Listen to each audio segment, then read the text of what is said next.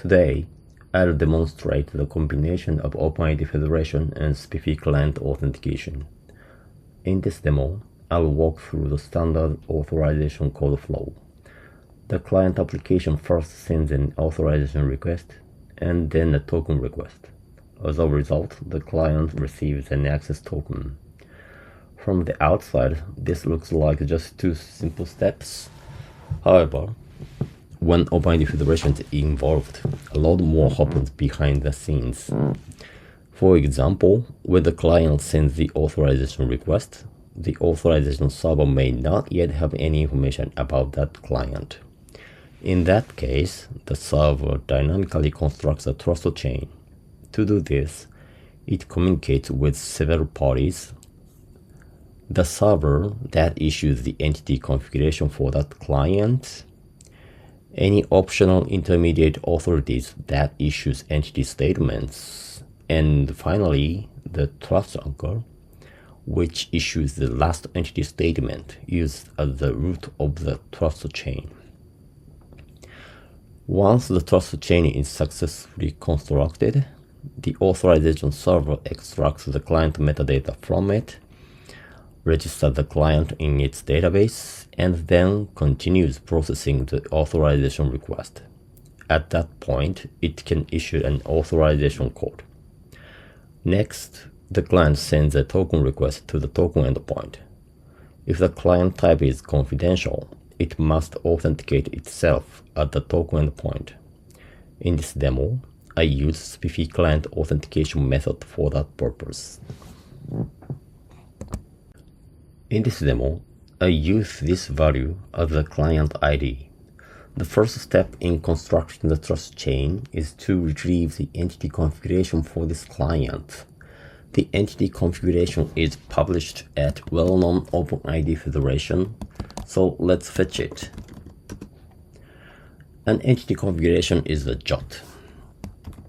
So let's set the value to a shell variable. Then the code is the type of the entity configuration is entity statement JOT. Both issuer and the subject are the client ID. And an entity configuration may include an authority hints array. This lists upper authorities that issue entity statements for this entity.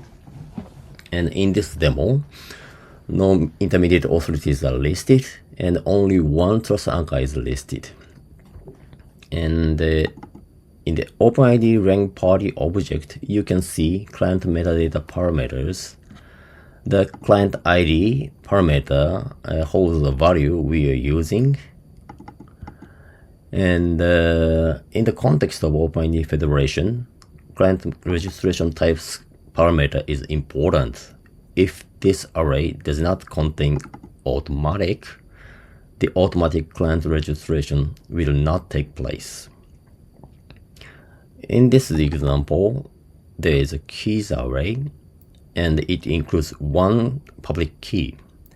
The authorization server will use this key whenever it needs to verify a JOT signed by this client.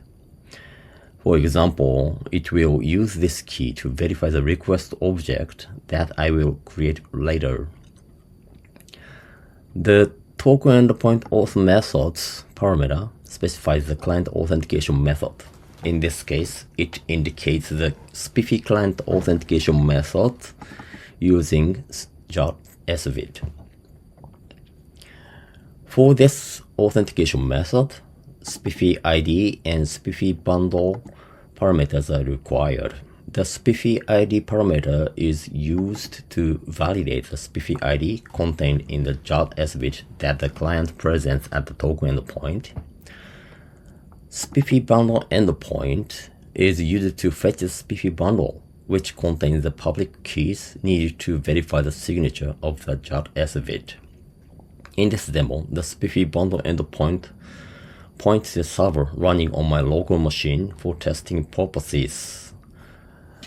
It returns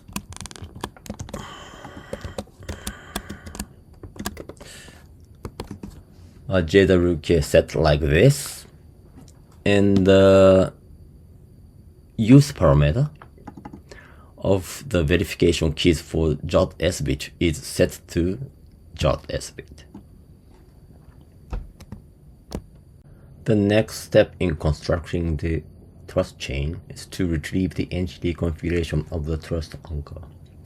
The entity ID of the trust anchor is this.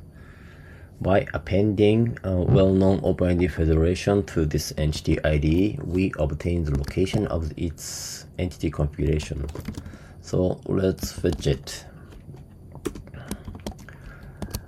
Let's set this entity configuration to a shell variable and decode it.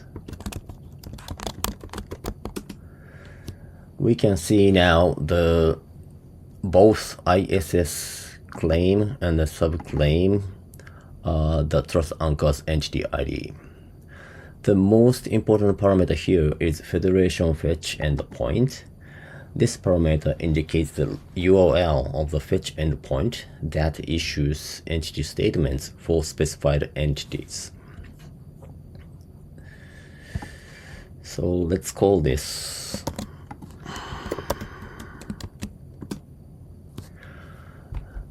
the fetch endpoint requires a subparameter which specifies the entity ID of the target entity.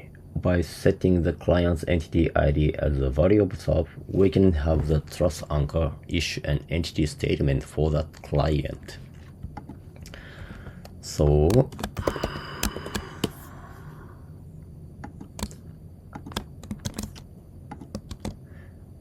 now we specify the entity ID of the client as the value of the sub request parameter, and the entity configuration is entity statement is issued. So, and then let's decode the entity statement. So now we can see the value of the ISS claim is the entity ID of the trust anchor, and the value of the subclaim is the entity ID of the relying party. The trust chain is composed of this entity statement together with the client's entity configuration. In practice, this trust chain construction happens behind the scenes when an OpenID Federation client makes its first request to the authorization server. Now that we have finished learning about trust chain construction, we can finally execute the authorization request. The authorization request we want to perform looks like this. We specify the client entity ID as in the client ID parameter and include response type and scope parameters. Let's try executing the authorization request via web browser.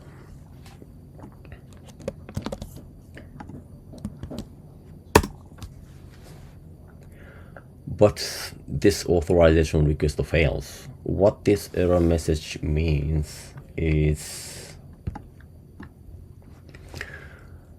that request authentication is required for automatic client registration, and the only method of request authentication available at the timing of the authorization request is a request object. But this request does not include a request object. In other words, we need to generate a request object. I do it using a script designed for that purpose.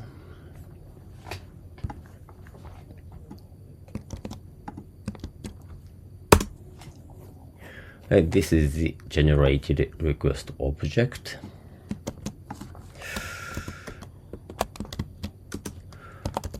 Let's decode this.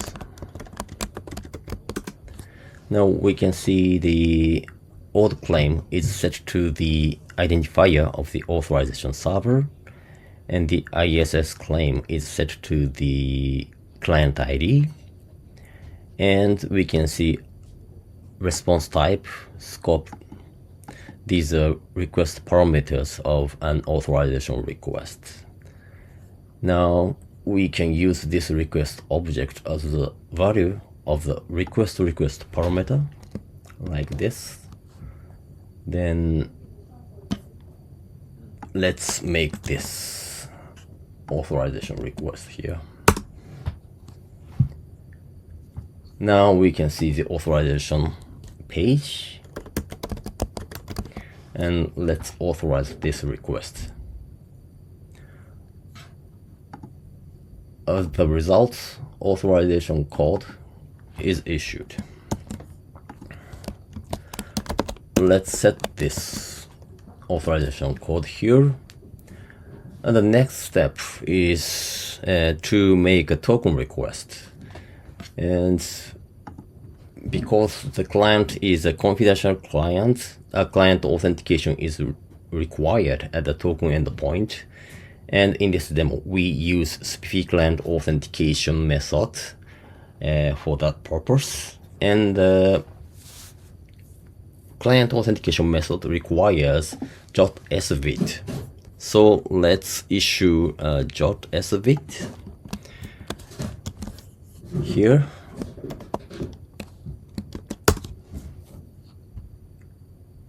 Yes, this is the issued svit. Decode this. And yeah, the subclaim indicates the SPIFFE ID. And with this svit and the issued authorization code, we are going to make an token request that complies with the SPIFFE Client Authentication method. Yeah, succeeded. The unaccessed token was issued, and the point of this token request is that the client assertion type and the value of this parameter ends with .spiffe.